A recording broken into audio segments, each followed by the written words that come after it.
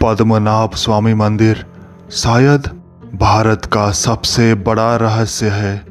दक्षिणी राज्य केरल की राजधानी तिरुवनंतपुरम में स्थित यह मंदिर पिछले 1 दशक से भी ज्यादा समय से खबरों में आता जाता रहा है। बेशक इसके खजाने की वजह से यकीनन यह अब तक पाया गया सबसे बड़ा खजाना है। यह एक सुंदर मंदिर है जो द्रविड़ और चेरा वास्तुकला शैलियों का एक उत्कृष्ट मिश्रण है। अब तक इसकी सबसे पहचानी जाने वाली विशेषता गोपुरम है, जो बहुमंजिला समलंबाकार प्रवेश द्वार है जो सूर्य की रोशनी में नहाकर सोने का हो जाता है। ऊंचे प्रवेश द्वार के बीच में खुले मार्ग हैं, प्रत्येक मंजिल पर एक, जो इतनी अच्छी तरह से संरेखित है कि जब सूर्य विषुव पर आता है तो आप इसे 5 मिनट के अंतराल पर इनमें से प्रत्येक छेद से झांकते हुए देख सकते हैं। इसकी दीवारों के हर इंच में सबसे जटिल शिल्पकला की मूर्तियां उकेरी गई है। लेकिन मंदिर की खूबसूरती और इसकी वास्तुकला के चमत्कार इसे खास नहीं बनाते। नहीं, इसकी असली कारण इसके नीचे इसके 8 भूमिगत तहखाने में छिपा है। पद्मनाभ स्वामी मंदिर 1000 साल से भी ज्यादा पुराना है। इतने सालों में अमीर गरीब किसान राजा सभी भक्तों ने इसके देवता भगवान विष्णु को श्रद्धांजलि अर्पित की है। श्रद्धांजलि जो धीरे धीरे इन तहखानों में जमा होती गई और अंततः एक चौंका देने वाला खजाने में तब्दील हो गई। इस संपत्ति का रिकॉर्ड बनाने के लिए बहुत प्रयास किए गए हैं और हमें इसमें काफी हद तक सफलता भी मिली है। इतने व्यापक हिसाब किताब के बाद $1 ट्रिलियन का अनुमानित आंकड़ा हासिल किया गया। वास्तव में अब तक लगभग सभी तिजोरियों की काफी गहन जांच की जा चुकी है, सिर्फ एक को छोड़कर सभी की। वो है वॉल्ट बी। अयप्पा मंदिर के पास और गर्भगृह के नीचे स्थित वॉल्ट बी लंबे समय से रहस्य में डूबा हुआ है। कहा जाता है कि इसकी दीवारों के भीतर एक अविश्वसनीय खजाना और एक भयानक अभिशाप छिपा है। इंटरनेट पर इसके दरवाजे की तस्वीरें भरी पड़ी है, सांपों की भयावह नक्काशी से सजे और एक राक्षस के सिर के ऊपर जिसकी जीभ उसके मुंह से बाहर लटक रही थी।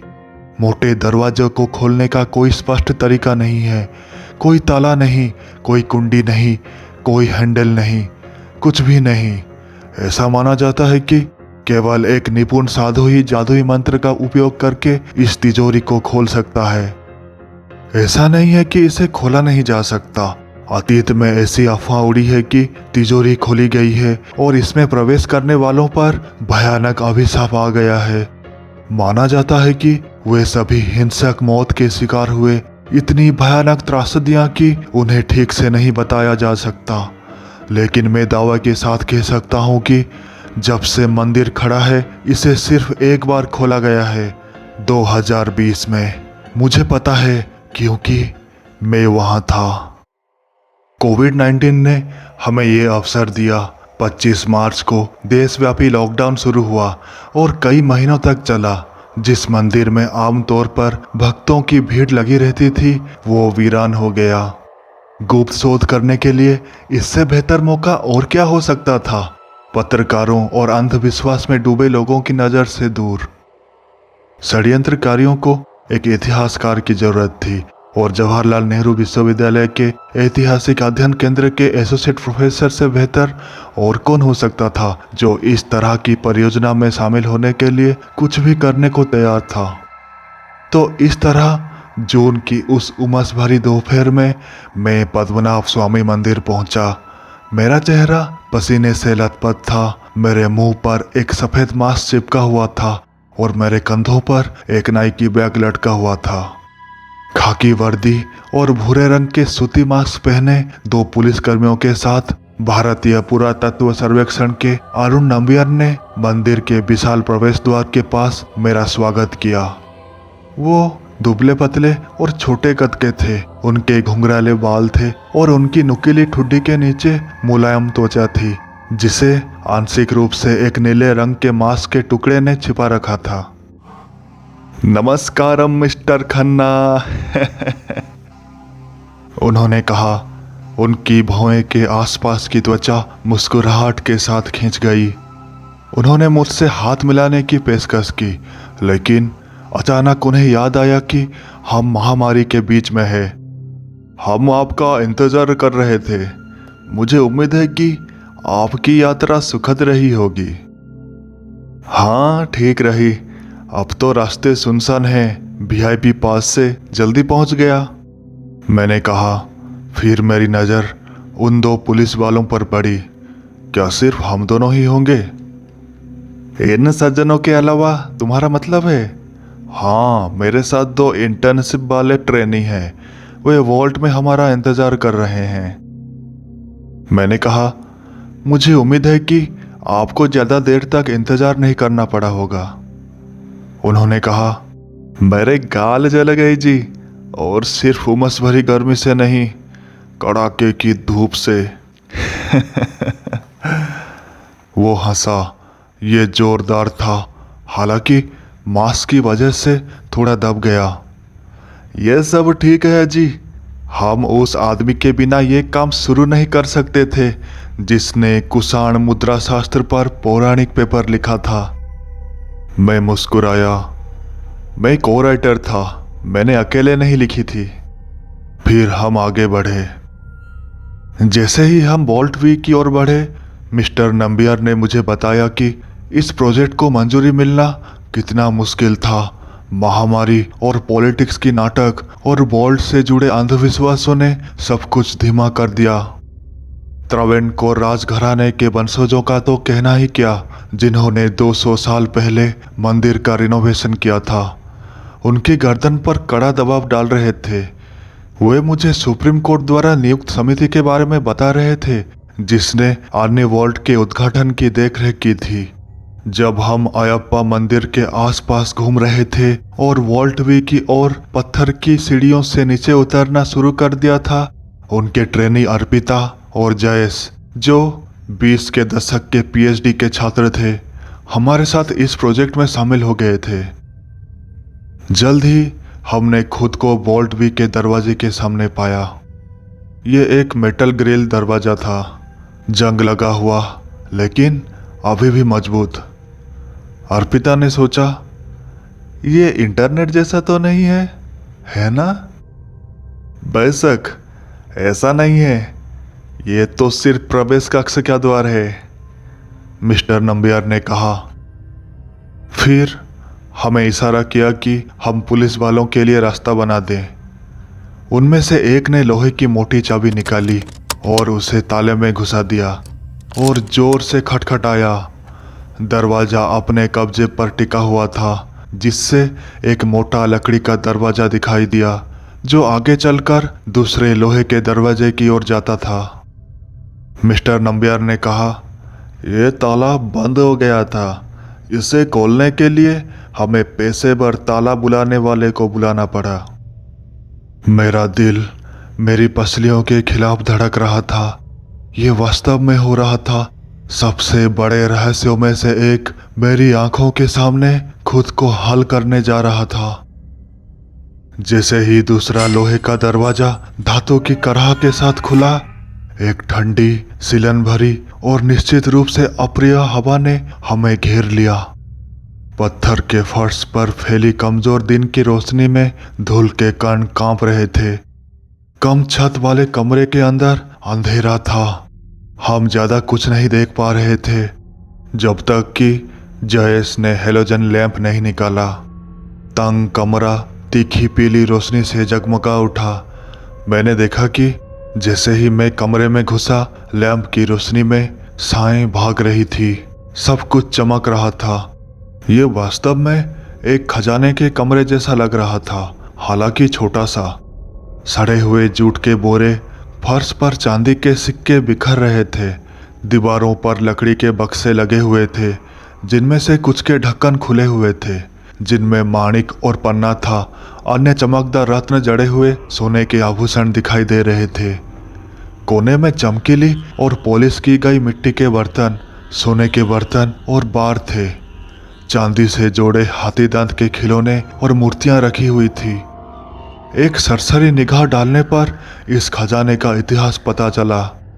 मैं 15वीं सदी के विजयनगर साम्राज्य के साथ साथ 9वीं सदी के चेरा के सोने के सिक्के देख सकता था, और अर्पिता ने तो शीशे के बना एक दागदार सतवाहन सिक्का भी देखा। मुझे वहां रुककर एंटीचैम्बर में रखे विभिन्न गहनों और आभूषणों को छांटना अच्छा लगता, लेकिन हम वहां इसके लिए नहीं गए थे। नहीं, कुछ और भी आकर्षक चीज हमें बुला रही थी। वॉल्ट बी के भीतरी कमरों का भयानक दरवाजा, जिसमें यक्षिणी रक्षक, सांप और गुर्राता हुआ राक्षस का सिर था, ये कमरे के ऊपर मंडरा रहा था। जिस दीवार से ये जुड़ा हुआ था उसमें से आधी जगह खा रहा था। इसे देखकर मेरी सांस रुक गई। मुझे यकीन है कि इसका दूसरों पर भी ऐसा ही असर हुआ होगा, क्योंकि हम सभी उसे विस्मय से देख रहे थे। अच्छा, क्या कोई मंत्र तंत्र जानता है? मैंने पूछा। मेरी आवाज पहले से ज्यादा धीमी थी। कोई जादू टोना? इससे तनाव कम हुआ और कुछ अच्छी, लगभग राहत भरी हंसी निकली। नहीं जी, मिस्टर नंबियर ने कहा, लेकिन हमारे पास भी कुछ ऐसा ही अच्छा है। उन्होंने मलयालम में 2 पुलिस वालों से कुछ कहा, जो वॉल्ट से बाहर निकलकर लोहे की रॉड लेकर वापस आए। जूते की खटखट और लोगों की गरजने की आवाजें और लोहे के घसीटने और लोहे पर फिसलने की आवाजें आने लगी। फिर एक और ज्यादा संतोषजनक आवाज, धातु के पत्थर पर टकराने और खरोंचने की आवाज। जैसे ही दरवाजा जबरन खोला गया, तुरंत ही मेरे नाक पर एक बहुत ही घिनौनी बदबू ने हमला कर दिया। मुझे परित्यक्त एयर कंडीशनर में सड़ते हुए बारिश के पानी की गंध, फफूंद लगे ज्यादा दिन बंद किए गए स्टोर रूम की याद आ गई, जहां सूरज की रोशनी नहीं पहुंच पाती, और कुछ और भी, जली हुई लकड़ी की महक। क्या? कैसे? हेलोजन लैंप की रोशनी दरवाजे के बाहर के अंधेरे में नहीं घुस पा रही थी। ऐसा लग रहा था जैसे वो छाया की मोटी दीवार से बेकार में टकरा रही थी। मैंने अपने बैग से टॉर्च निकाली, उसे चालू किया और अंधेरे की ओर इशारा किया। ये एक शक्तिशाली हेवी टॉर्च थी, जो हेवी सिक्योरिटी वाली जेल की प्राचीर पर तैनात करने के लिए पर्याप्त उज्जवल थी। हालांकि यहाँ ये अप्रभावी लग रही थी, आगे के गीले पत्थर पर कमजोर ढंग से छिप रही थी। ऐसा लग रहा था जैसे अंधेरे ने इसकी सारी जिंदगी खत्म कर दी हो। शायद बैटरी खत्म हो रही है, मैंने सोचा, और इसके धातु के फ्रेम पर थपकी दी। जयेश ने साथ दिया, क्योंकि उसकी आंखों ने टॉर्च की पूरी ताकत को झेला। ये वही है, मैंने सोचा, जैसे ही मैंने वॉल्ट बी के भीतरी दरवाजों के बाहर अंधेरे में एक और वार किया। प्रकाश फिर से फीकी पड़ गई। दिलचस्प, मिस्टर नंबियर ने बुड़बुड़ाते हुए कहा। ये कोई वास्तुशिल्पीय चाल है, मैंने कहा। हो सकता है कि दीवारों पर कोई अजीब खनिज लगा हो। शायद, उन्होंने कहा। अब मैं बहुत उत्सुक हूं। आश्चर्य है कि इस अंश के अंत में क्या छिपा है। पता लगाने के लिए केवल एक ही तरीका है, अंदर जाना, मैंने कहा। हम एक के बाद एक गलियारे में दाखिल हुए। एक पुलिस वाले ने सबसे आगे बढ़कर काम किया, फिर मिस्टर नंबियर, उसके बाद मैं, और फिर 2 ट्रेनी। दूसरा पुलिस वाला पीछे से आया। गलियारे में आराम से चलने के लिए पर्याप्त जगह थी, फिर भी घुटन महसूस हो रही थी। अंधेरा हमें दबा रहा था, प्रकाश को पीछे धकेल रहा था, जैसे कि वो एक जीवित संवेदनशील चीज हो। हवा घनी थी और सावधानी से चलने पर भी मेरी सांस फूल रही थी। ये सचमुच अजीब है, अर्पिता ने मेरे कान में फुसफुसाया। क्या है? मैंने पूछा। दीवारें, उसने कहा, वे लकड़ी से बनी है। मैंने अपना मुंह खोला और उसे बताया कि शायद लकड़ी का इस्तेमाल अंश को मजबूत करने के लिए किया गया था, लेकिन फिर रुक गया। उसने जिस तरह से कहा था उसमें कुछ खास बात थी। मैंने अपना हाथ आगे बढ़ाया और अपनी उंगलियों को दीवार से टकराने दिया। मेरे गर्दन के पीछे के बाल खड़े हो गए। वो सही थी, ये लकड़ी थी, और चिकनी लकड़ी नहीं जैसे कि मानव हाथों ने इस पर काम किया हो, बल्कि खुरदुरी, असमान, किसी पेड़ की गीली छाल की तरह। कोई विशाल पेड़। मैं ये सोचकर कांप उठा। हम चलते रहे। रास्ता घुमावदार था, पहले बाईं ओर मुड़ता, फिर दाईं ओर, लेकिन हमेशा नीचे की ओर ढलान वाला। धीरे धीरे, हाँ, लेकिन निस्संदेह नीचे की ओर। मैंने अपने पीछे जयेश की आवाज सुनी। ये चीज कितनी लंबी है? क्या मंदिर के नीचे इतनी बड़ी चीज होना संभव है? हाँ, यह संभव है, मिस्टर नंबियार ने ऊंची आवाज में उत्तर दिया। मुझे आश्चर्य हुआ। यह अविश्वसनीय रूप से अजीब है, जयेश ने जवाब में कुछ अस्पष्ट बात कही। हम चलते रहे। ऐसा लगा जैसे हम घंटों से चल रहे थे। हर सेकंड एक दूसरे से टकरा रहे थे। अंधेरा हमारी टॉर्च से निकल रही कमजोर रोशनी के कोन को चारों ओर घुमा रहा था, हमारे कपड़ों को चीर रहा था, हमारी हिम्मत को कमजोर कर रहा था। हमारे कंधों में एक स्पष्ट झुकाव था, फिर भी हम चलते रहे। पत्थरों पर जूतों की घसीटने की आवाज और हमारी उखड़ती सांसें ही एकमात्र ऐसी चीज थी जो दमनकारी चुप्पी को दूर कर रही थी। फिर आधी अनंतता के बाद एक आवाज ने शांति को ऐसा तोड़ दिया जैसे कोई ट्रक कांच की सीट से तेजी से गुजर रहा हो। साहब, आगे कुछ दिखाई दे रहा है।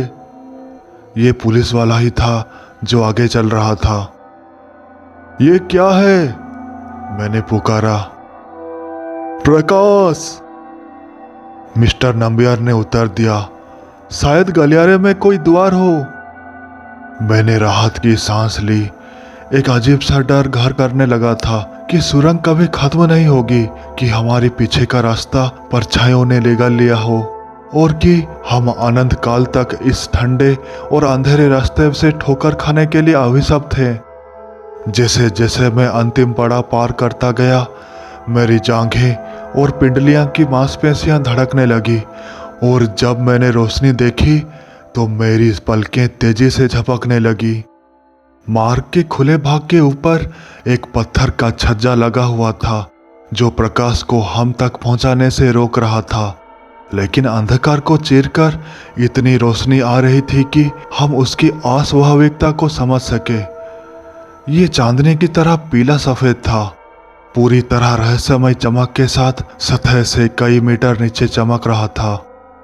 जैसे ही मैंने अपनी मरी हुई टॉर्च बंद की और गलियारे से बाहर निकलकर खुले मैदान में कदम रखा, मेरे सामने जो नजारा था उसे देखकर मैं दंग रह गया।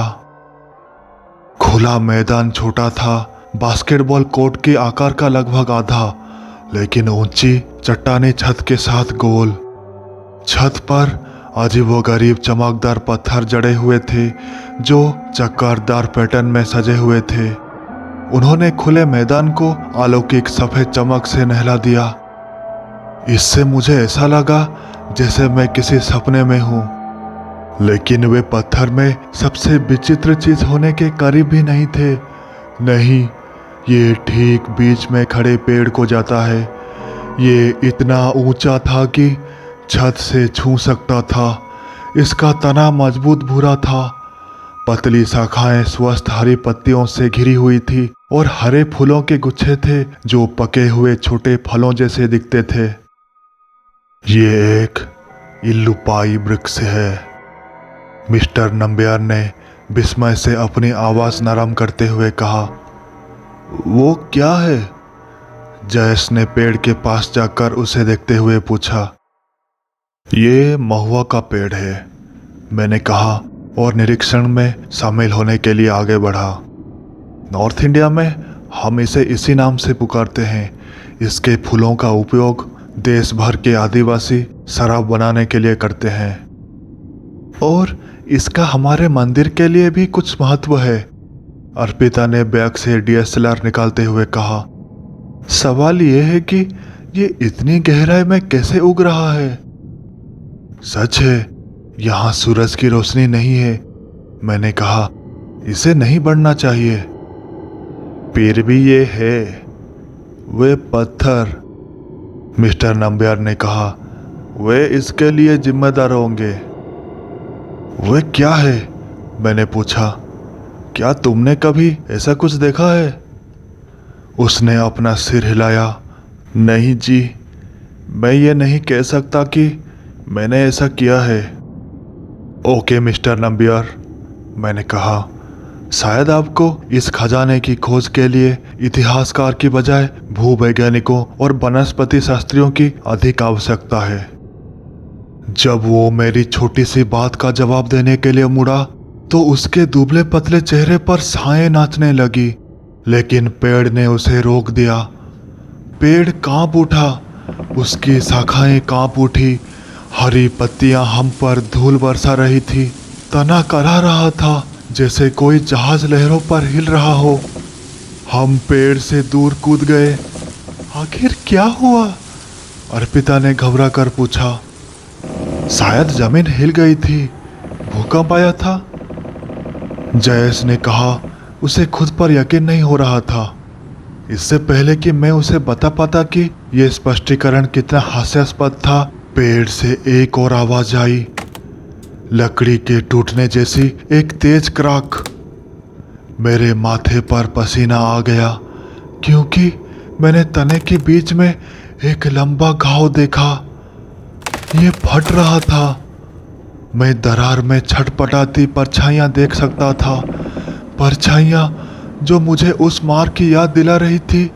उसके बाद सूखी पत्तियों की सरसराहट हुई और फिर पेड़ के घाव से एक हाथ बाहर निकला। क्या बकवास है! मैं कसम खाता हूँ, लगभग एक साथ हम सभी पीछे कूद पड़े और खुद को चट्टान के दीवारों से सटा लिया। वो हाथ छोटा था, कमजोर और कोयले जैसा काला था। उस पर मैल लगा हुआ था और ऐसा लग रहा था कि वो किसी छोटे लड़के का है। फिर लड़के का बाकी शरीर भी उसके पीछे पीछे चला आया। एक और हाथ, एक पैर और फिर एक छोटा गंजा सिर। इससे पहले कि लड़का अपने टूटे हुए लकड़ी के पिंजरे से पूरी तरह बाहर निकलता, लड़खड़ाते हुए हमारे सामने घुटनों के बल बैठ जाता।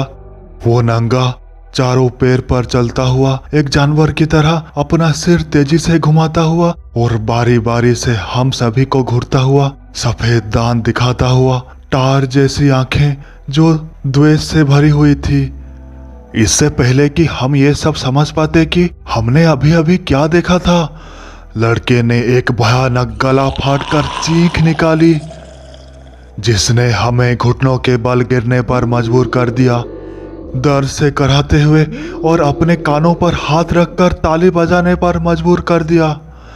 तभी लड़का भागकर मैदान से बाहर निकल आया और उस रास्ते पर आ गया जहां से हम अभी अभी आए थे। अंधेरे ने उसकी चीखों को निगल लिया और हम सब स्तब्ध होकर मौन हो गए। ये असंभव है, अर्पिता ने सांस फूलाते हुए कहा। उसने अपने पीछे दीवार को पकड़ लिया जैसे कि वो ही एकमात्र चीज थी जो उसे वास्तविकता से जोड़े हुए थी। मैं समझ गया कि उसे कैसा महसूस हो रहा था। मेरा दिल ऐसा लग रहा था मानो वो मेरी छाती से बाहर निकल जाएगा और मेरी पसलियों की नुकीली हड्डियों पर खुद को चीरता हुआ बिखर जाएगा। मैं झुक गया, अपने हाथों को घुटने पर टिकाया और अपने दिल की धड़कन और सांस दोनों को नियंत्रण में रखने की कोशिश की। असंभव? हमने अभी अभी इसे घटित होते देखा है, मिस्टर नंबियार ने पेड़ की खाली दरार को देखते हुए कहा। अविश्वसनीय। क्या हमें इस बच्चे को खोजने की कोशिश करनी चाहिए? जयेश ने हैरान होकर पूछा। शायद उसे मदद की जरूरत है। अर्पिता ने उसे गुस्से से देखा और बोला, क्या? नहीं, अगर तुम किसी को पेड़ से बाहर निकलते हुए देखते हो तो समझदारी की बात यही होगी कि तुम उससे दूर भाग जाओ, और यही तो हम करने जा रहे हैं, है ना? मैंने अपनी पीठ सीधी की। मेरी नज़र पुलिस वालों पर थी। उनमें से एक घुटने के बल बैठा था, डर के मारे रो रहा था। दूसरा उस दीवार के एक हिस्से का निरीक्षण कर रहा था जो उस गलियारे के सामने थी जहां से हम आए थे। हमें वापस जाना होगा, मैंने कहा, और वो भी अभी। जरूर, चलो वापस गलियारे की तरफ दौड़ते हैं, शायद हम बच्चे तक भी पहुंच जाएं। अर्पिता ने थूकते हुए कहा, अगर वो पीछे मुड़ने का फैसला नहीं करता तो। मैंने पूछा, क्या तुम्हारे पास यहां से निकलने का और कोई रास्ता है? उसने मेरी तरफ घूरकर देखा। आप कैसे जाना चाहते हैं मिस्टर खन्ना? मिस्टर नंबियार ने पूछा। आप भी जानते हैं कि इन सब का क्या मतलब है? मैंने अपना सिर हिलाया। माफ करें, लेकिन हमें नहीं पता कि इसका क्या मतलब है। सच में? उसने चौंकते हुए पूछा। तुम्हें पता है कि किंवदंती क्या है? जो कुछ हमारे सामने हुआ, उसे देखते हुए तुम्हें कोई संदेह कैसे हो सकता है? मुझे लगता है कि किसी भी निष्कर्ष पर पहुंचने से पहले हमें बहुत सावधानी से सोचने की जरूरत है। जयेश ने अपना सिर मेरी ओर घुमाया और पूछा, वो किस किंवदंती की बात कर रहे हैं?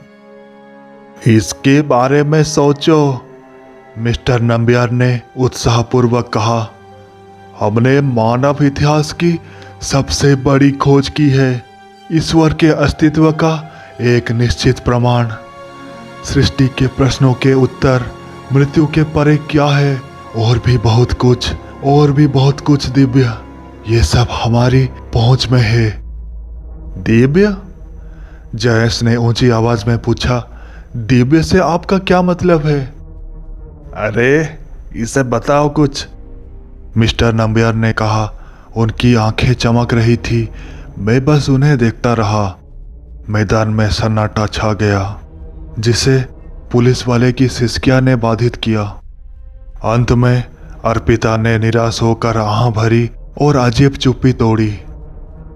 ऋषि स्वामियर, जिन्होंने इस मंदिर के निर्माण में महत्वपूर्ण भूमिका निभाई थी, कम से कम किंवदंती के अनुसार उन्होंने एक बार भगवान विष्णु से प्रार्थना की, जिनके बारे में कहा जाता है कि वो एक छोटे लड़के के वेश में उनके सामने प्रकट हुए थे। लड़के ने स्वामियर द्वारा पूजा की जाने वाली मूर्ति को अपवित्र कर दिया, जिससे क्रोधित ऋषि उनका पीछा करने लगे। आखिरकार स्वामियर ने उस छोटे लड़के को अनंथन काड़ू जंगल में पाया और उसे इलुपाई के पेड़ में विलीन होते देखा। भगवान ने पश्चातापी स्वामियर को अपना दिव्य स्वभाव साबित करने के लिए ऐसा किया। फिर पेड़ गिर गया और अंततः उस मूर्ति में सिकुड़ गया जो हमारे सिर के ऊपर मंदिर में स्थापित है। जयेश ने उसे घूरकर देखा। उसने कुछ बुदबुदाया कि उसे आश्चर्य हो रहा है कि उसे ये बात नहीं पता। क्या तुम कह रही हो कि हम अभी भगवान विष्णु से मिले हैं? उसने आश्चर्य से पूछा। वह मुंह बनाकर बोला। मैंने दृढ़ता से अपना सिर हिलाया।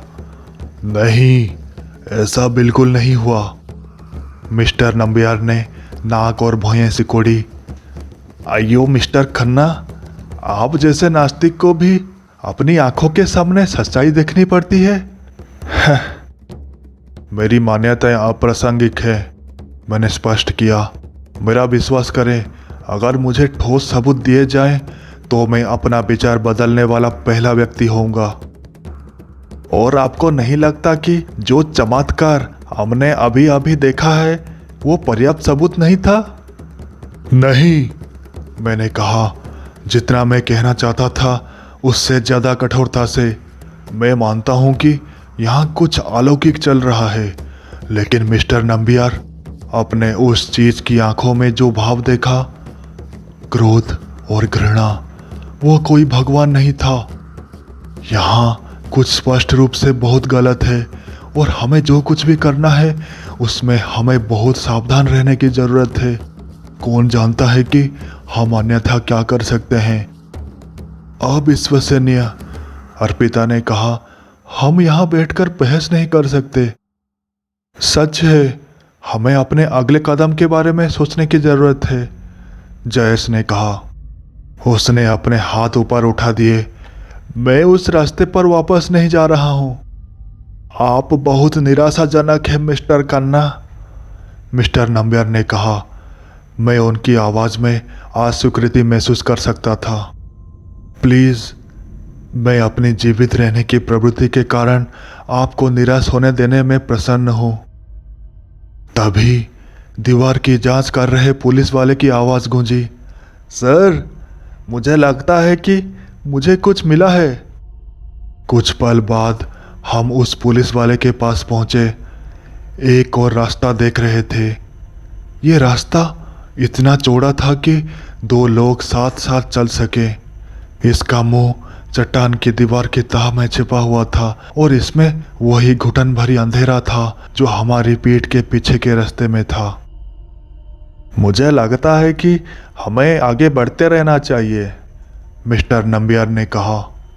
देखिए, इस सड़क के अंत में क्या रहस्य छिपा है। ये तो बहुत बुरा विचार है, मैंने कहा। हमें चले जाना चाहिए। जिस रास्ते से आए थे उसी रास्ते से वापस जाना चाहिए। अर्पिता ने अपना सिर हिलाया। सर, मैं असहमत हूं। हमें उस छोटे राक्षस के पीछे नहीं भागना चाहिए। आपको क्या लगता है हमें क्या करना चाहिए, मैंने पूछा। अभी सबसे समझदारी भरी फैसला यही है कि हम उस रास्ते से निकले जिससे हम कम से कम परिचित हो। क्या तुम सचमुच ये सब छोड़ दोगे? नहीं मिस्टर नंबियार, मैं बस इतना कह रहा हूं कि हमें और मदद लेकर वापस आना चाहिए, मैंने धैर्यपूर्वक कहा। हमारी सुरक्षा हमारी प्राथमिक चिंता होनी चाहिए। कुछ नहीं होने वाला है मिस्टर खन्ना, मैं आपको इसका आश्वासन दे सकता हूं। और आप ये कैसे करेंगे? सर, क्या आपने ये सुना? मैंने अपना सिर घुमाया। दूसरे पुलिस वाले ने कहा था, जो घुटनों के बल बैठा था, सिर पर हाथ रखकर रो रहा था। अब वो अपने पैरों पर खड़ा था, सिर उठाए, खून से लथपथ आंखें उस गलियारे को देख रहा था जहां से हम आए थे। मैंने भौहें सिकोड़ी, उस आदमी ने आखिर क्या सुना था? और फिर मैंने भी इसे सुना। ऐसी आवाजें जिसने मेरे खून को बर्फ में जमा दिया। पत्थर के फर्श पर धातु के खुरों की आवाज, चट्टान पर किसी पतली और धातु की चीजें की घसीटने की आवाज। आवाजें नजदीकी आती गई। मेरा दिल मेरी छाती पर जोर से धड़क रहा था। मुझे लगा कि मेरे घुटने कमजोर पड़ गए हैं जब एक घोड़ा गलियारे से बाहर निकल रहा था। एक प्रशिक्षित नर्तक की तरह अंधेरे से बाहर निकल रहा था।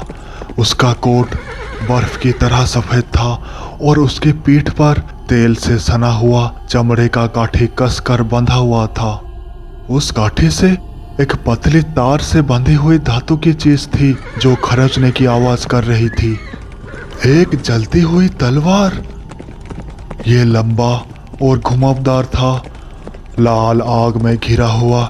ये हर बार असमान सतह पर किसी उभार से टकराने पर हवा में चिंगारियां बिखेरता था। जिस पुलिस वाले ने इसे देखा था वो एक बार फिर घुटनों के बल बैठ गया, अपनी आंखें बंद कर ली, अपने हाथ जोड़ लिए और अपनी सांसों में ही फुसफुसाने लगा। इलुपाई पेड़ के पास पहुंचते ही घोड़ा हिनहिनाने लगा। उसके सफेद कोट में चमकते पत्थरों की रोशनी में एक दिव्य चमक आ गई। ऐसा लग रहा था कि वो उस मार्ग की ओर बढ़ रहा है जिसे हमने अभी अभी खोजा था। इसलिए हम सब तेजी से रास्ते से हट गए, हम सभी मिस्टर नंबियार को छोड़कर। उन्होंने इसमें बाधा डालने का निर्णय लिया। ऐसा मत करो, मैंने उसे चेतावनी दी, इसे अपने रास्ते पर जाने दो। सब ठीक हो जाएगा, उसने फुसफुसाते हुए कहा। उसका चेहरा पसीने से भीगा हुआ था। उलझे हुए सफेद बाल उसके सिर के किनारे पर चिपके हुए थे और उसकी आंखें पागल श्रद्धा से चमक रही थी। वो घोड़े के सामने आ गया, जिससे उसकी गति धीमी हो गई। मिस्टर नंबियार के सामने आने पर समय की गति धीमी हो गई और फिर वो फिर से तेज हो गया। चीजें इतनी तेजी से हो रही थी कि मेरा सिर सिर्फ उन सब का अनुसरण करने की कोशिश में ही चकरा गया। मेरी सांस मेरे सीने में अटक गई जब घोड़ा पीछे की ओर बढ़ा। इतनी भयानक हिनहिनाहट की उसकी आवाज मेरे कान के पर्दों को खरोंच रही थी। फिर उसने अपना मुंह खोला, आगे की ओर बढ़ा और मिस्टर नंबियार के चेहरे का आधा हिस्सा काट लिया तथा हड्डियों और दांतों को बुरी तरह चबाने लगा। बहुत सारा खून था, हर जगह छिड़क रहा था जैसे कोई स्प्रिंकलर फट रहा हो। कुछ मेरे कपड़ों पर, मेरे चेहरे पर भी छलक गया। ये सब बहुत ही अस्वाभाविक लग रहा था। मेरे चेहरे पर गर्म नबी, मिस्टर नंबियार का कटा हुआ जबड़ा और उनकी खुली जीभ उनकी गर्दन पर लटक रही थी। जयेश और पुलिस वाले द्वारा उन्हें खतरे से बाहर निकालने की कमजोर कोशिशें, अर्पिता की तीखी चीखें, ऐसा लग रहा था जैसे मैं ये सब दूर से देख रहा हूँ। मैं लगभग अपने शरीर को अपनी जगह पर जड़वत होते हुए देख सकता था। घोड़ा वहां से भाग गया। उसका सुंदर सफेद कोट अब मेरे सहकर्मी के खून से सना हुआ था। उसके मुंह के कोने से एक पतला खून से सना हुआ मुखौटा लटका हुआ था और वो जबड़े की हड्डी चबा रहा था। मैंने उसे अंधेरे में आराम से जाते हुए देखा। उसकी शालीनता और संतुलन में जरा भी कमी नहीं आई, मानो उसने अभी अभी किसी आदमी को काट कर अधमरा नहीं कर दिया हो। मैंने आखिरकार अपनी नज़र वापस मिस्टर नंबियार पर घुमाई। वे फर्श पर पड़े थे, ऐसे तड़प रहे थे जैसे उन्हें दौरा पड़ रहा हो। जयेश ने अपनी शर्ट उतार दी और अपने गुरु के चेहरे पर दबा रहा था। ये बेकार था। कपड़ा पूरी तरह से भीगा हुआ था, जैसे उसे खून के एक बड़े बर्तन में डुबाया गया हो और अभी भी खून बह रहा हो। मिस्टर नंबियार खांसने लगे। ऐसा लग रहा था जैसे वे अपने ही खून और दांतों से घुट रहे हो। वो अभी भी जीवित हैं, जयेश चिल्लाया। हमें उन्हें यहां से निकालना होगा। इससे मैं अपने अंतर्दृष्टि से बाहर निकल आया। हाँ हाँ, मैंने कहा, फिर उस पुलिस वाले की ओर मुड़ा जो अभी भी होश में था। उन्हें उठाने में हमारी मदद करो। दूसरा पुलिसकर्मी बेहोश हो चुका था। वो अभी भी घुटनों के बल बैठा था। उसके मुंह के कोने से लार बह रही थी और वो रो रहा था और प्रार्थना कर रहा था। हमने उससे मदद करने की कोशिश की, कम से कम उठकर हमारे साथ जाने के लिए कहा, लेकिन उसने सुनने से इनकार कर दिया। हमारे पास उसे अनदेखा करने के अलावा कोई और विकल्प नहीं बचा था। हमने अपने निर्णय को यह कहकर तर्कसंगत बनाया कि हम जल्द से जल्द वापस आ जाएंगे। जल्द ही हम वापस गलियारे में चढ़ने लगे। मैं सबसे आगे था। जयेश और अभी भी होश में रहने वाला पुलिस वाला मिस्टर नंबियार के बेजान शरीर को उसके अंगों से पकड़े हुए थे। अर्पिता सबसे पीछे थी। पीछे हटना कहीं ज्यादा भयानक था। हमारे साथ एक मरता हुआ, शायद पहले से ही मरा हुआ आदमी था। हम जानते थे कि इस जगह पर क्या छिपा है और हमारी टॉर्च एक एक करके टिमटिमा रही थी और बंद हो रही थी, जब तक कि हमें पूरी तरह से अंधेरे में भागने के लिए मजबूर नहीं किया गया। मेरी आंखें कभी इतना गहरा बुरा कल्पना नहीं देखा था। अंधा हो जाना इससे बेहतर होता। अंधेरा मेरे मुंह, नाक, आंखों और कानों के जरिए मेरे अंदर घुसता हुआ लग रहा था। ऐसा लग रहा था जैसे मैं धीरे धीरे अपनी सारी इंद्रियों से वंचित हो रहा हूँ। मुझे हर बार धीमा होकर अपने पीछे पहुँचना पड़ा और जयेश की छाती को छूना पड़ा, बस खुद को याद दिलाने के लिए कि वो अभी भी वहाँ है, कि मैं किसी विशाल शून्य में नहीं बह रहा हूँ। वापसी की यात्रा बहुत कठिन थी। ये दुगनी लंबी और कहीं ज़्यादा खतरनाक लग रही थी। रास्ता ज़्यादा उबड़ खाबड़ था और चढ़ाई हालांकि धीरे धीरे मेरे आधेड़ जोड़ों पर भारी पड़ रही थी। मैं थका हुआ था, सांस फूल रही थी, दर्द में था, डरा हुआ था और आगे जो कुछ भी हुआ उसके लिए पूरी तरह से तैयार नहीं था। हमें नहीं पता था कि हम वोल्ट के प्रवेश द्वार के कितने करीब थे, लेकिन हमें पता था कि यह अभी भी बहुत दूर था। मैं अंधेरे में लड़खड़ाते हुए आगे बढ़ रहा था। तभी मेरी दाहिनी ओर से एक जोरदार आवाज आई। यह एक जानी पहचानी आवाज थी, लकड़ी के टूटने की। हाथ मेरे चेहरे को पकड़ रहे थे, छोटे और गंदे। मैं जानता था कि वो किसके थे। मैंने चिल्लाया और उन्हें दूर भगाने की कोशिश की, लेकिन कोई फायदा नहीं हुआ। उन छोटी भुजाओं में एक अजीब सी ताकत थी। उन्होंने मेरे पतले बालों को पकड़ लिया और मेरे सिर के विपरीत दीवार पर पटक दिया। मैं बेहोश हो गया। मेरी जीभ मेरे मुंह में ढीले पड़ गई। अगर मैं कुछ देख पाता तो मुझे सितारे दिखाई दे जाते, लेकिन वो भी नसीब नहीं है। इसके बाद कई तरह की आवाजें आई। नंगे पैर पत्थर के फर्श पर पटक रहे थे, फिर चीखें। पहले एक बच्चा, फिर एक आदमी, शायद जयेश या पुलिस वाला था। मुझे नहीं पता। मैं अपनी घायल अवस्था में रोशनी से वंचित अवस्था में अंतर नहीं बता सकता था। किसी को जमीन पर घसीटा जा रहा था और चीखें, फिर गिली धड़कन की आवाज, जैसे टूटी हड्डियों में मांस में मुट्ठियां घुसाई जा रही हो। मैं नहीं बता सकता था कि क्या हो रहा था। यह नहीं बता सकता था कि मेरे कितने साथी अभी भी जीवित थे या मेरे आसपास भी वो मौजूद थे। मुझे यह भी नहीं पता था कि कितने हमलावर थे। ऐसा लग रहा था कि एक से ज़्यादा थे। ये उतना ही अचानक समाप्त हो गई जितनी अचानक शुरू हुई थी। अराजकता अपने पीछे एक परेशान करने वाली शांति छोड़ गई। मैं केवल अपने ही भारी सांसें सुन पा रहा था।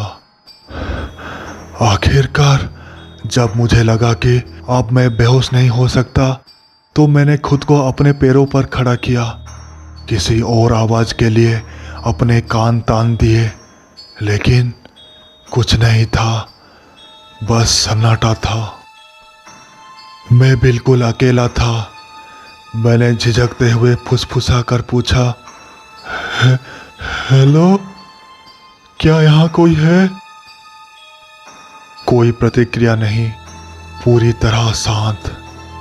बकवास। मुझे पता था कि मैं वहां नहीं रह सकता।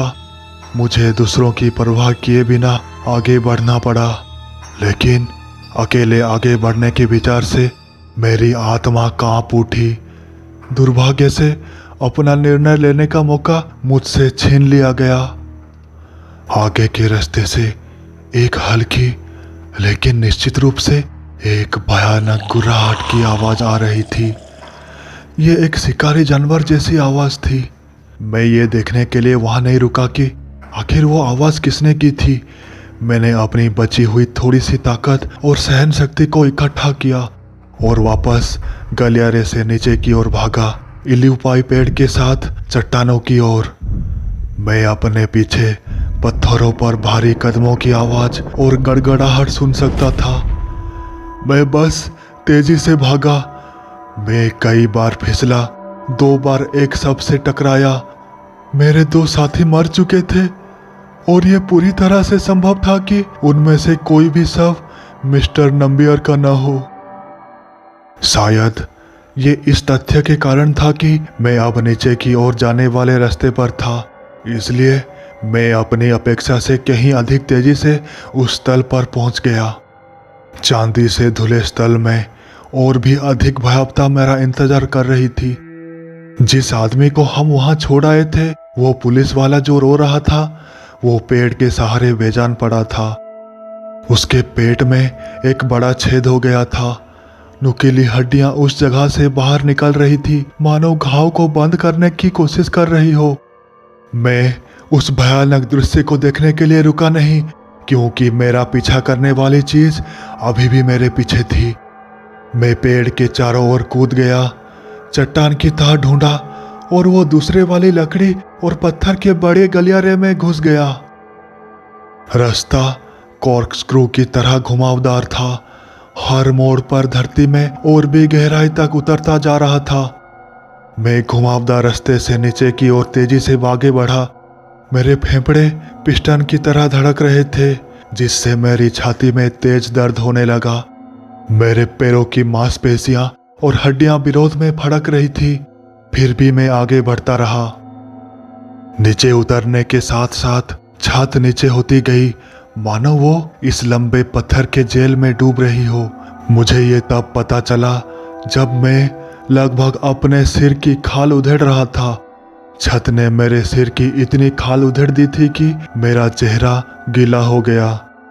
मैं लड़खड़ा गया और गिर पड़ा। मेरा टखना मुड़ गया। मैं लगभग अंधा कर देने वाले दर्द से बेहोश हो गया। मेरी आंखों से आंसू बह निकले और खून के साथ मिलकर मेरे चेहरे पर बहने लगे। कुछ पल ही बीते थे कि मैंने अपने दांत पीस लिए और खुद को अपने पैरों पर खड़ा कर लिया। अपनी बाईं ओर लकड़ी की दीवार के सहारे अपने हाथ पर झुकते हुए मैंने सावधानी से अपने घायल पैर पर थोड़ा वजन डाला। दर्द से मेरे गाल जलने लगे। ये भयानक था, लेकिन कमजोर करने वाला नहीं था। मैं आगे बढ़ना जारी रखा। मैंने अपना सिर नीचे किया और गलियारे से नीचे की ओर लंगड़ाते हुए चला गया। पीछे की ओर फैले अंधेरे में घबराई हुई निगाहों से देखा, मेरी सारी इंद्रियां किसी भी पीछा करने वाले के संकेत के लिए सतर्क थी। वहां कोई नहीं था, फिर भी मैंने गति धीमी नहीं की। तब भी नहीं जब रास्ता इतना नीचे हो गया था कि मुझे अपने घुटनों पर बैठना पड़ा। वो घोड़ा आखिरकार कहाँ चला गया था? वो यहाँ कैसे फिट हो सकता था? जैसे ही मैं अपने चारों पैरों पर आगे बढ़ा, मेरी जांघें पिघलने की धमकी दे रही थी। मेरे निचले शरीर का सारा भार मेरे घुटने पर आ गया। मेरे नाखून खुरदुरी पथरीली जमीन में गड़ गए। मुझे डर था कि मैं अपने टखनों को और घायल कर दूंगा, लेकिन मुझे एक हिंसक मौत का डर कहीं ज्यादा था और इसलिए मैंने खुद को आगे खींच लिया। मार्ग छोटा होता जा रहा था जब तक कि मैं एक डरे हुए घोंगे की तरह रेंगने लगा। आधारशिला का वजन मेरी पीठ पर दबा हुआ था, जिससे मुझे लगा कि मैं कीड़े की तरह सपाट होकर कुचला जाऊंगा या इससे भी बदतर यहाँ फंस जाऊंगा। किसी भी दिशा में आगे बढ़ नहीं पाऊंगा। यहाँ फंसा रहूंगा तब तक कि या तो भूख ने मेरी जान नहीं ले ली या इन लकड़ी और पत्थरों के मार्ग पर घूमने वाले प्राणियों में से कोई आकर मुझे चीर न दे। वहां से मुक्ति प्रकाश की एक छोटी सी किरण के रूप में आई। पहले तो मुझे लगा कि मैं फीका पड़ रहा हूं और मौत की गर्म आगोश में जा रहा हूं, लेकिन ऐसा नहीं था। प्रकाश वास्तविक था। वो प्रकाश मुझे पतंगे की तरह आगे की ओर खींच रहा था। मैंने खुद को एक एक इंच आगे खींचा। मेरे टखने से मेरे पैर में दर्द के निशान पड़ रहे थे। जैसे जैसे मैं रेंगता गया, प्रकाश तेज होता गया, जब तक कि मैं इस मार्ग में अंत में नहीं पहुंच गया। जैसे ही मैं गलियारे से बाहर निकला और खुले मैदान की नरम कीचड़ भरी जमीन पर लुढ़का, धूप की तीखी खुशबू ने मेरे नाखूनों को भर दिया। ये पिछले वाले से बहुत बड़ा था। ये उन्हीं सफेद पत्थरों से रोशन था जो ऊंची और गुंबददार छत में लगे थे, जिन्हें मैंने पिछले वाले में देखा था, और इसके बीच में एक छोटा सा तालाब था। घोड़ा वहां था, अपने खूबसूरत सफेद कोट पर लगे खून के दागों से बेखबर वो गंदे पानी को चाट रहा था। मैंने जल्दी से अपनी आंखें उससे हटा ली। एक चट्टानी चट्टान एक दीवार से बाहर निकली हुई थी और तालाब के ऊपर दिखाई दे रही थी। इसके किनारों पर खुरदुरे पत्थर की सीढ़ियां बनी हुई थी। चट्टान के ऊपर एक छोटा लड़का बैठा था और उसने अपने दोनों हाथों को धीरे से अपने गोद में रखा हुआ था, एक दूसरे के ऊपर हथेलियां ऊपर की ओर। उसने भगवा वस्त्र पहना हुआ था जिससे उसका एक कंधा खुला हुआ था। गहरी सोच में भौवें सिकोड़ते हुए वो तालाब के काले पानी में अपने प्रतिबिंब को देख रहा था। धूल के कण उस पर पड़ रही पीली रोशनी की किरणों में घूम रहे थे और कांप रहे थे। लड़का बहुत जाना पहचाना लग रहा था, लेकिन वो अब ज्यादा गोरा था, लेकिन बाकी सब कुछ बिल्कुल वैसा ही था। छोटा कद, सिर मुड़ा हुआ, उस लड़के की प्रतिरूप जो इलुपाई पेड़ से छुटकर आया था। मैंने एक गहरी सांस ली, अपने बिना चोट वाले पैर पर खुद को धकेला और लंगड़ाते हुए उसकी ओर बढ़ने लगा।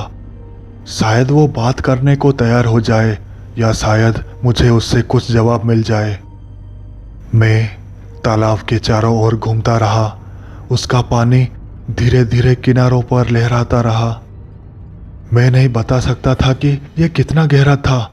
जब मैं चट्टान के पास पहुंचा तो मेरे जूते काली मिट्टी में धसे हुए कंकड़ों को कुचल रहे थे, लेकिन लड़का कभी नहीं हिला। क्या उसे मेरी आगमन का एहसास नहीं हुआ? किसी तरह मुझे पता था कि यह झूठ है। अब मैं चट्टान के बगल में खड़ा था, इसलिए चट्टान बहुत बड़ी लग रही थी। मैंने गहरी सांस ली और अपने टखनों में होने वाले दर्द के लिए खुद को तैयार किया। अपने हाथों को ऊपर की सीढ़ियों में से एक पर रखकर मैंने खुद को चट्टान पर खींचना शुरू किया। पत्थर गीला था, तालाब का पानी जरूर होगा। मैं चढ़ता रहा। एक बार जब मेरा घायल टखना मेरा वजन सहन करने से इनकार कर रहा था तो मैं लगभग फिसल कर गिर गया। जल्दी मैं खुद को ऊपर खींचकर चट्टान के ऊपर ले गया। मैंने वहां जो देखा उससे मेरी आंखें खुली की खुली रह गई।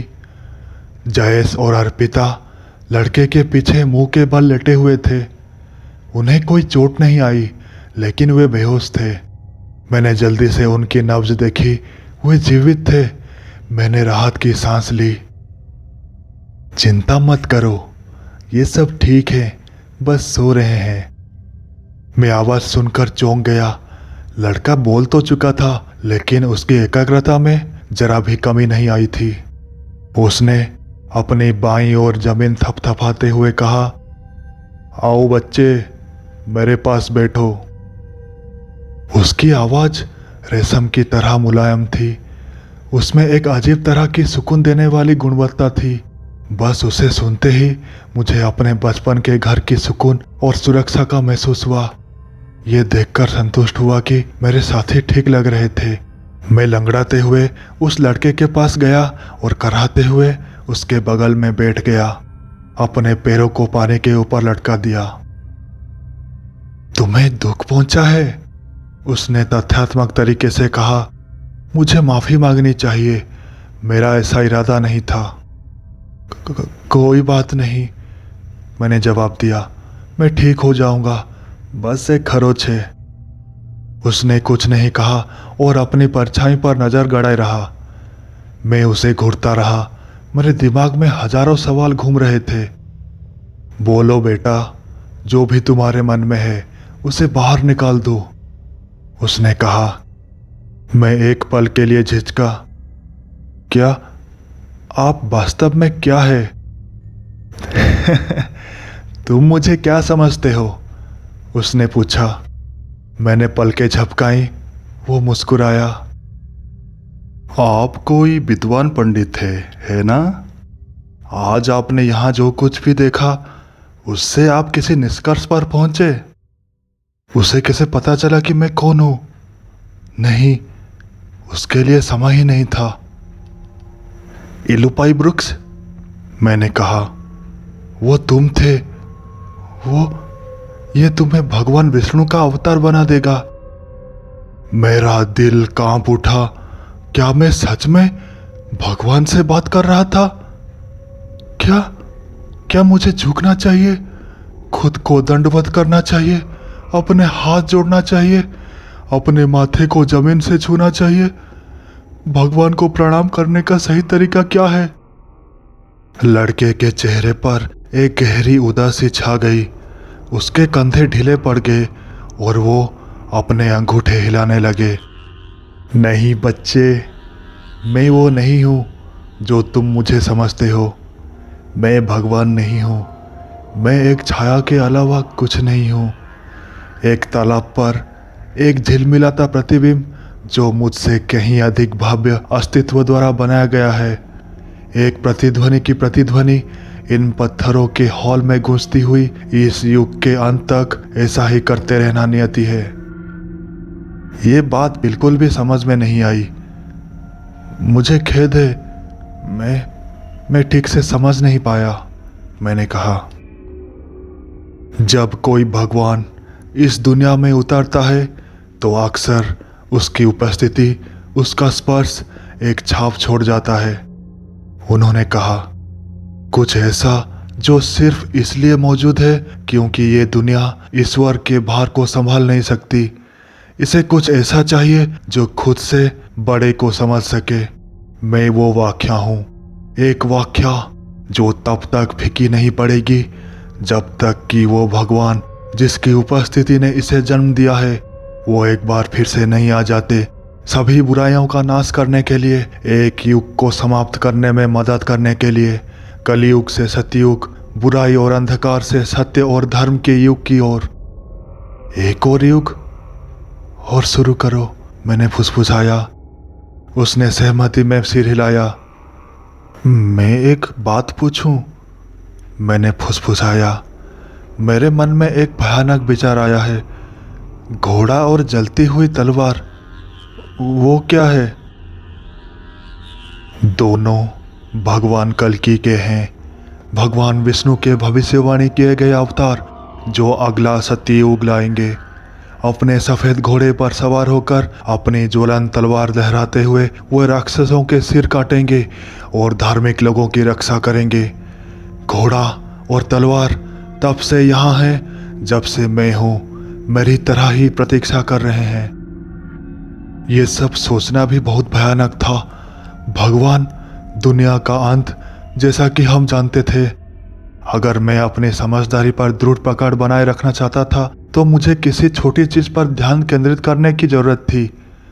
मैंने पूछा, भगवान कल्कि का घोड़ा मेरे सहकर्मी को क्यों मारेगा? अरुण नंबियार, लड़के ने कहा। वो एक बलात्कारी था, अपने छात्रों का शिकार करता था। घोड़े ने वही किया जिसके लिए वो पैदा हुआ था। उसने बुराई देखी और उसे नष्ट कर दिया। मेरी रीढ़ में सिहरन दौड़ गई। एक तो जिस तरह से उसने ये बात कही थी उससे, और दूसरा यह जानकर कि जिस आदमी को मैं इतने लंबे समय से जानता था और उससे सम्मान करता था वो एक भैंसी दरिंदा था। मैंने अपने डर को दबा दिया और अगले सवाल पर चला गया। और वे दो पुलिस वाले? उन्होंने अपने हिरासत में एक निर्दोष व्यक्ति की हत्या कर दी। कबूलनामा करवाने के लिए उसे पीटा, उसे इतना पीटा कि वो खून से लथपथ होकर मर गया। उनके साथ भी ऐसा ही व्यवहार किया गया। मैंने जयेश और अर्पिता की ओर देखते हुए कहा, तुमने उन दोनों को क्यों बचा लिया? उसने कोई जवाब नहीं दिया। उसे जवाब देने की जरूरत नहीं थी। आप यहाँ क्यों? मैंने पूछा। मेरा मतलब है, आपने यहाँ रहने का क्यों चुना? यही वो जगह है जहाँ मैं अपने निर्माता को सबसे करीब महसूस करता हूँ, उसने कहा। आखिरकार अपनी नज़र पुल से हटाई और मेरी तरफ देखने लगा। उसकी आंखें सुनहरी थी, जैसे विशाल सफेद समुंदर में जलते हुए जुड़वा सूरज। उन्होंने मुझे ये पानी बना दिया। वो पेड़, ये वही है जिसने भगवान विष्णु की कृपा महसूस की थी। हर बार जब मैं उन सभी युगों पहले जो हुआ था उसे फिर से बनाता हूँ तो मैं उस भव्यता का एक अंश महसूस कर सकता हूँ जिसने कभी इस दुनिया को आशीर्वाद दिया था। तो ये वही लड़का था। मैं अब यहाँ छिपकर नहीं रह सकता, उसने कहा और एक ही झटके में अपने पैरों पर खड़ा हो गया। आप सभी ने इसका ध्यान रखा है। मुझे जाना चाहिए और बाकी लोगों को ढूंढना चाहिए। अन्य लोग? उसने सिर हिलाया। वो छापे मेरी तरह दूरी से अलग, दिव्य स्पर्श से एकजुट जिसने हमें जन्म दिया। मैं इस सब के विशाल पैमाने को देखकर चकित रह गया। अब समय आ गया है कि हम सब एक साथ आए। मुझे डर है कि ये शुरू होने वाला है। आज यहाँ जो कुछ हुआ वो इसका संकेत है। हमें सफाई के लिए तैयार रहना चाहिए। उसकी आंखों में एक अजीब चमक थी। क्या शुरू होने वाला है? मैंने गले में फंसे कफ को बाहर निकालते हुए पूछा, क्योंकि मैं पहले से ही जानता था कि जवाब क्या होगा। वो मेरी ओर चलते हुए एक दयालु मुस्कान के साथ बोला, तुम देखना चाहोगे?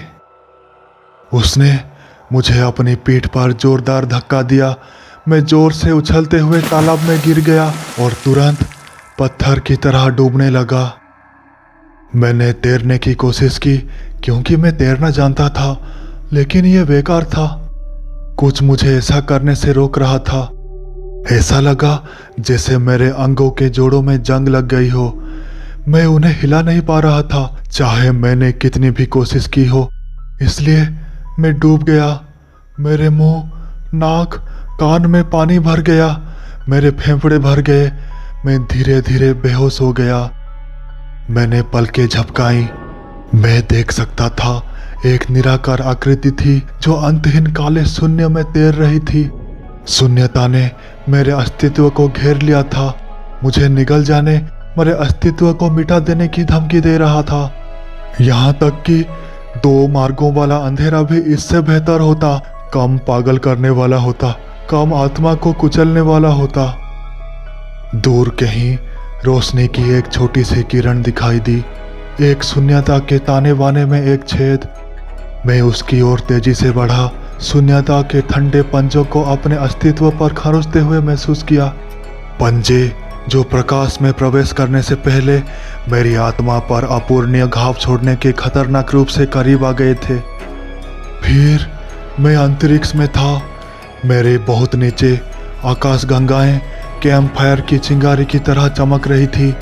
मैं उनकी ओर डूबता गया, तेजी से और तेजी से और तेजी से। मैंने महसूस किया कि हजारों दुनियाएं मेरे पीछे से गुजर रही हैं और मेरे बीच से गुजर रही हैं। उनमें से हर एक मुझे अपने अंदर की झलक दिखा रही थी। मैंने तूफान से भरे समुद्रों, अंतहीन लाल रेगिस्तानों, विशाल काले पहाड़ों से घिरे हरे आसमानों की दुनिया भी देखी। सभी लाखों अलग अलग जीवन रूपों से भरे हुए थे। हवा में तैरते हुए ऊंचे पत्थरों के शिखर के चारों ओर भिन्न भिन्नाटे कीट जैसे जीव, निराकार प्राणी जो हवा में फुसफुसाते हुए कुछ नहीं थे, विशाल काय कीड़े जो कोई साया नहीं डालते और जमीन के नीचे जुड़े हुए शहर बनाते थे। मैंने उनकी सभ्यताओं को उभरते और गिरते देखा। पूरी दुनियाएं अच्छे और बुरे के बीच रस्साकसी के अंतहीन चक्र में फंसी हुई थी। एक युग के खत्म होने और दूसरे के शुरू होने के साथ ही अरबों जिंदगियां धूल में मिल गई। लाखों करोड़ों दुनियाएं सभी एक ही दिव्य अस्तित्व से प्रभावित हैं। ये मुझे घोड़े पर बैठे हुए आदमी के आकार में दिखाई दिया। दोनों ही चौंकाचौंध करने वाली सफेद रोशनी से बने हैं। ग्रहों और आकाश गंगाओं से सरपट दौड़ रहे हैं, एक के बाद एक दुनिया को बर्बाद कर रहे हैं। ये एक आदमी के लिए बहुत ज़्यादा था। मेरे अस्तित्व टूटने लगा। मैं खुद को संभाल नहीं पा रहा था। ये एक असंभव काम था। मेरी आत्मा में एक दरार दिखाई दी और चौड़ी होने लगी। खाली जगह में भयानक आत्माएं, भूत प्रेत, पिशाच रेंगने लगी। एक छोटा सा काले हाथ ने मुझे पकड़ा। मैं डूब रहा था। मैला पानी मुझे चारों ओर से घेरे हुए था, मुझे गहरे अंधेरे की ओर खींच रहा था। मुंह बंद करके मैंने अपने अंगों को हिलाने की कोशिश की। इस बार उन्होंने आज्ञा का पालन किया। मैं अपनी बची हुई सारी शक्तियों के साथ पानी की सतह की ओर तैरने लगा। मैं अपनी पूरी क्षमता पर नहीं था, लेकिन ये काफ़ी था। जल्द ही मैं पानी से बाहर निकल आया और अपने थके हुए फेफड़ों से जितनी हवा अंदर खींच सकता था नीचे खींच ली। जैसे ही मैंने पानी में तैरने के लिए अपने पैरों को आगे बढ़ाया, मैंने आसपास के माहौल पर नजर डाली। दोपहर हो चुकी थी और मैं पद्मनाभ स्वामी मंदिर के परिसर में स्थित बड़े तालाब में तैर रहा था।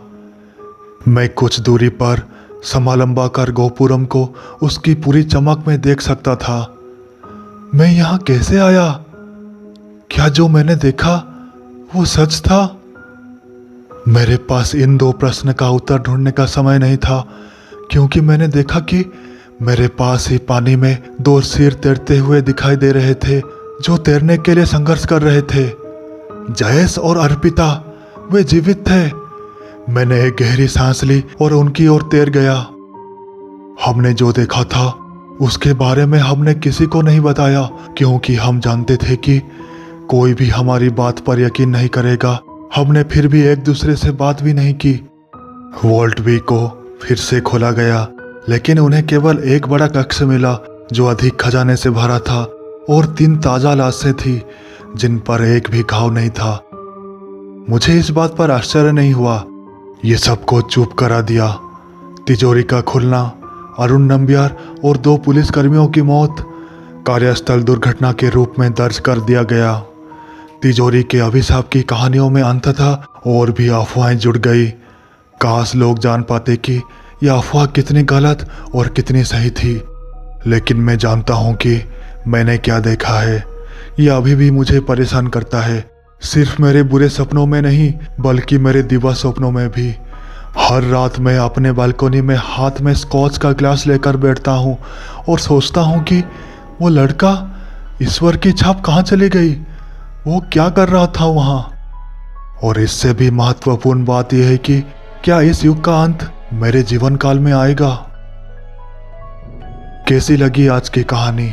वीडियो को लाइक करें, दोस्तों के साथ शेयर करें और कमेंट में बताइए कि कौन सा हिस्सा सबसे अच्छा था। अगर अभी तक सब्सक्राइब नहीं किया है तो चैनल को सब्सक्राइब कर नीचे बेल आइकन दबाएं, क्योंकि अभी और भी डरावनी रहस्यमय कहानियां इस चैनल पर आने वाली हैं। मिलते हैं अगले वीडियो में एक नई कहानी के साथ। तब तक अपने डर का सामना करें।